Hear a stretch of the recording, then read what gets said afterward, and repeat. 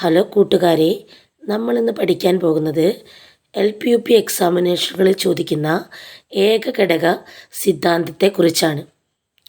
ഏകഘടക സിദ്ധാന്തം പറയുന്നത് ബുദ്ധിക്ക് ഒരു ഘടകം മാത്രമേ ഉള്ളൂ. അതുകൊണ്ട് ഒരു കാര്യത്തിൽ മുൻപന്തിയിൽ നിൽക്കുന്ന ആൾ എല്ലാ കാര്യങ്ങളിലും മുന്നിലായിരിക്കും. അതായത് ഒരാൾക്ക് ഒരു കാര്യത്തിൽ ബുദ്ധിയുണ്ട്. ഇപ്പം മാത്സിൽ നല്ല ബുദ്ധിയുള്ള കുട്ടി മറ്റെല്ലാ വിഷയങ്ങളിലും ബുദ്ധിമാനായിരിക്കും എന്നാണ് ഈ സിദ്ധാന്തം പറയുന്നത്. ഒരു കാര്യത്തിൽ മുൻപന്തിയിൽ നിൽക്കുന്ന ആൾ എല്ലാ കാര്യങ്ങളിലും മുന്നിലായിരിക്കും. ശാസ്ത്രപഠനത്തിൽ സയൻസിൽ സമർത്ഥനായ കുട്ടികൾ പലപ്പോഴും സാഹിത്യത്തിൽ മെച്ചമില്ലാതെ കാണപ്പെടുന്നുണ്ട്. അക്കാരണത്താൽ ഈ സിദ്ധാന്തത്തിന് നിലനിൽപ്പ് ഇല്ലാതായി. അതായത് കണക്കിൽ ബുദ്ധിയുള്ള ഒരാൾ സയൻസിൽ അത്യാവശ്യം ബുദ്ധി ഉണ്ടാവും, എന്നാൽ മലയാളത്തിൽ ആ ബുദ്ധി കാണിക്കണമെന്ന് ഇല്ല.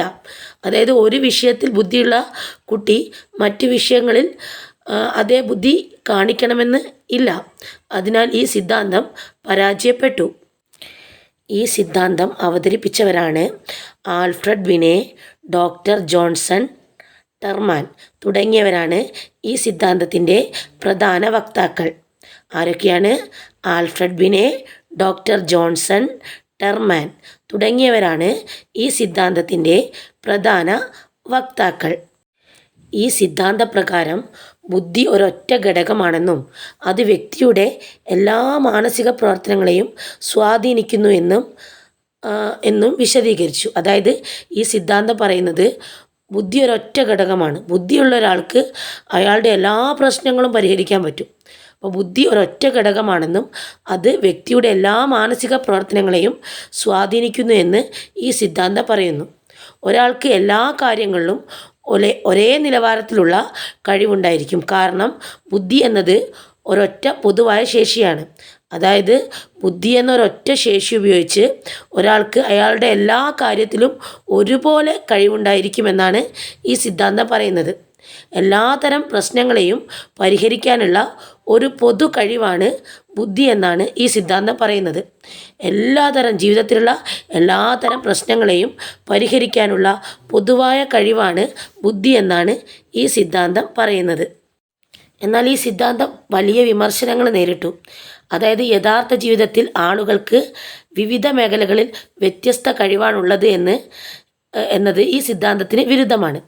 അതായത് നമുക്ക് ഒരു മേഖലയിലുള്ള കഴിവല്ല മറ്റൊരു മേഖലയിൽ. ഇപ്പം ഇംഗ്ലീഷ് നന്നായി സംസാരിക്കാൻ അറിയുന്ന ഒരു കുട്ടിക്ക് മലയാളം നന്നായി സംസാരിക്കാൻ കഴിയണമെന്നില്ല. അല്ലെങ്കിൽ മലയാളം നന്നായി എഴുതുന്ന ഒരു കുട്ടിക്ക് ഇംഗ്ലീഷ് ഫ്ലുവൻ്റ് ആയിട്ട് എഴുതാൻ സാധിക്കണമെന്നില്ല.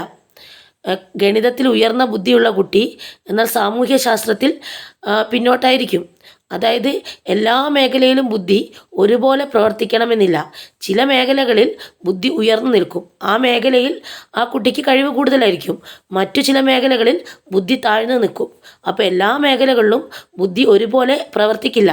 അപ്പോൾ അത് ഈ സിദ്ധാന്തത്തിന് വിരുദ്ധമായതിനാൽ ഈ സിദ്ധാന്തം വലിയ വിമർശനങ്ങൾ നേരിട്ടു. കൂടുതൽ വീഡിയോകൾക്കായി ഈ ചാനൽ സബ്സ്ക്രൈബ് ചെയ്യുക. താങ്ക്